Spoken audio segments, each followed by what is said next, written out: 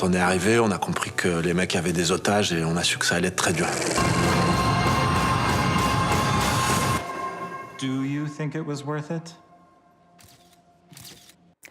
A nuanced thriller blending obsession and ambition. A new French remake transports us to the therapist's couch, and light-hearted female friendship provides a bingeable treat. That's all coming up in today's show, which is focusing on the best of the small screen. Well, Yena Lee joins me to talk about those series. Hi, Yena. Hi. Now, let's start with psychological drama, Losing Alice. Now, Apple TV brought the rights to this Israeli show and has released it globally. What's it all about? Well, it's a 8-part miniseries that centers around a character called Alice, and she's a once critically acclaimed but now very much busy with the kids, a filmmaker, and her collaboration with a younger, sexy and extremely talented scriptwriter called Sophie. Alice is first really enchanted by her, and then later she becomes obsessed with directing a film based on her debut script. The script in question is an erotic thriller about a very young woman and a much, much older man, and Sophie wants Alice's husband, who happens to be an actor, to star in it. Losing Alice is a modern female twist on the legend of Faust, and we get to see just how far Alice is willing to go to achieve success. It's eerie, it's tense, but it's also a pleasure to watch. Okay, well, let's take a look at the trailer. I don't believe anyone who says you can have it all. Don't let me go. Because you can't. Hold me down. And sometimes people you love It's coming for me through the trees. Sorry. Help me, darling, help me, please. Sometimes people you love get hurt on the way. I guess it's all part of the ride. Feel your arms surrounding me. You pray to God that it'll be worth it at the end. Our hearts are one.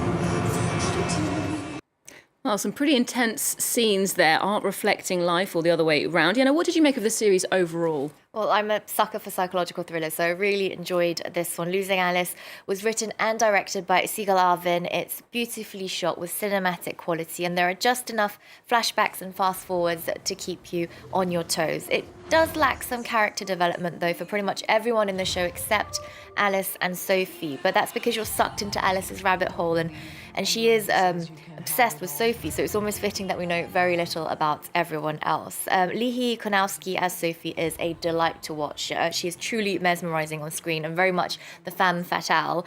The real highlight of the show, though, is Ayelet Zura's performance as Alice.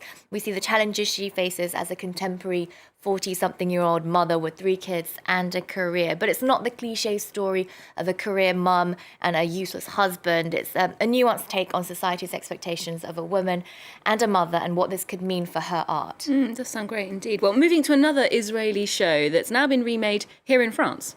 En Thérapie is Arte's remake of a very popular Israeli series from 2005. Betty Pool was adapted a dozen times, including in the US, by HBO. They named it In Therapy. The concept is very simple. Each episode centers around a therapy session, and with it we witness personal tragedies, anxieties, and the impact wider social events can have on our collective state of mind. In En Thérapie, the first 4 sessions feature a surgeon, a policeman, a teenage athlete, and a couple.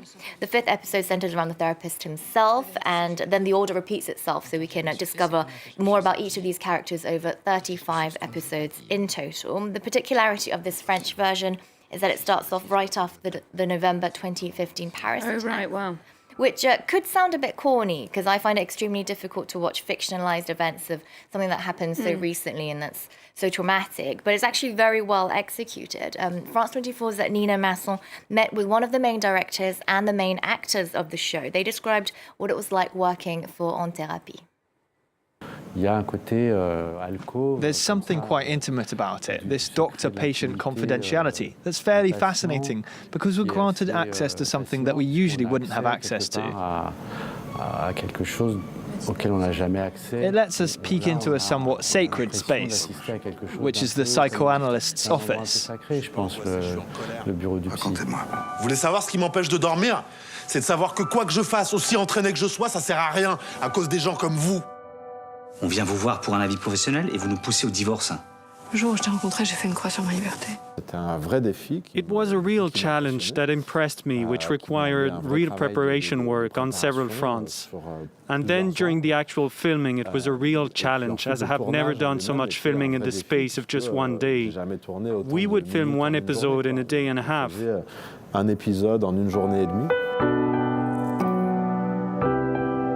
Je t'interroge sur ta famille et tu n'arrêtes pas de repartir sur les attentats. Ça y est, tu fais ta psy. Mais réveille-toi, papa. Il y a nous aussi. Je veux pas rentrer dans vos trucs de psy. Faut vous le dire comment. Va-t'en! Qu'est-ce que vous allez faire, là? Tu veux dire quoi, toi, quand tu dis con? Bah, tu le sais, c'est ce que t'es. Right, so predictably, it's quite talky, lots of dialogue, emotionally intense scenes. How did that overall setup work for you? Well, a show like this relies on brilliant actors, and I must say Frédéric Pierrot, who plays the therapist, is absolutely believable in his role. Another favourite of mine was Céleste Brunkel's performance as 16-year-old Camille. Last year, she was nominated as a Best Female Newcomer at the César Awards, which is the French equivalent of the Oscars. Now, her skills are in the spotlight once again with this series. Brunkel's ability to convincingly deliver very long monologues and convey emotions without saying anything means that she delivers a very honest portrayal of a teenage girl. And as a viewer, I became really invested in her character.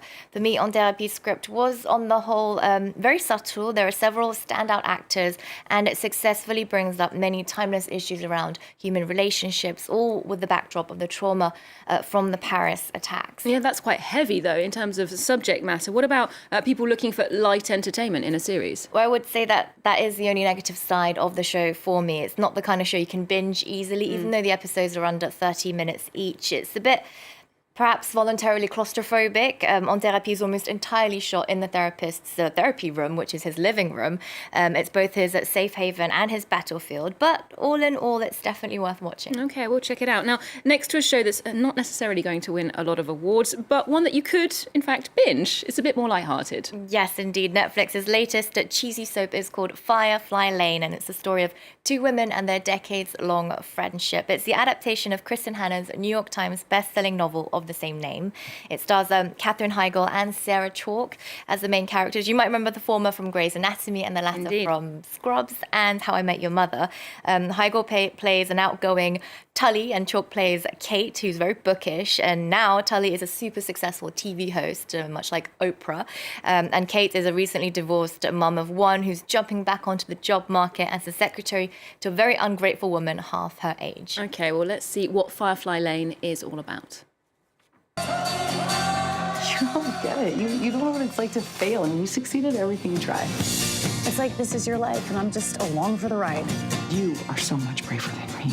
Your family, that is the real accomplishment. I will never have that. I was too scared to even try. I need you. I'm my soulmate, you bitch. How long have you been wanting to do the deed with the man who signs your paycheck? Live from Seattle, this is Tully Hart. Okay, there's something that feels quite old-fashioned about it. So what's new about this series? Absolutely nothing, really. It's just standard, lovely, sweet story about female friendship. It's a little bit contemporary in the sense that it does feature two middle-aged women who are not out to get each other, but there are no major radical angles to the storyline. The show does use cleverly constructed flashbacks to tell the main characters' stories from their childhood and their early 20s. And I did enjoy the performances of the teenage versions of Tully and Kate, played by Ali Skovby and Rowan Curtis. Basically, the series is sickly sweet, and it's everything you expect. So if you're in the mood for something like this, why not? Okay, comfort watching, perhaps. Yeah. Well, from the very chaste to the utterly outrageous now, you chose to end on a new reality TV show that's taken social media by storm, I must admit. I've heard a lot about this. Indeed. Bling Empire's Netflix's all-Asian American reality TV show, and it's basically a real-life version of Crazy Rich Asians. Wow. Viewers get to meet the multi-millionaire Asians of Beverly Hills and get a glimpse of how they live. They have extravagant extravagant parties, impromptu lunches in Paris, unimaginable mansions and the likes. As you can see, the pitch is completely ridiculous. Most of the cast is hilariously out of touch, and the resulting show is absolutely bingeable. Obviously, shows like this don't aspire to represent all Asian Americans. After all, the premise is talking about the 1%. But as limited as it is, I'm glad to see Asian Americans on screen, and as it's all too rare. That said, this is the second Asian-focused rich people story since Crazy Rich Asians, the other one being HBO's House of Ho. And it's a pity if this is the only kind of Asian the larger US public would be comfortable seeing. Okay, well, yeah, not perhaps if you're looking for a great amount of nuance in that group of people. Thanks so much for the roundup, Yena. We'll leave you with a clip of season 1 of Bling Empire. Remember, you can get more arts and culture on our website. We're also on social media. There's more news coming up on France 24 just after this. I'm still going through the process where I'm learning who I can and cannot trust. If you cross her line, she's gonna cut you, bitch. How come Christine's not sitting here? You know, people use money to test people. Oh my God, this feels so good. You're way overreacting right now. Yes or no? Ain't no fucking turn that way! There ain't no dick that good. Are you single yet? Am I single yet? Blast her ass! You're putting more diamonds in her? Treasured. We're all Asian, we don't fight. I feel like crazy attracts crazy.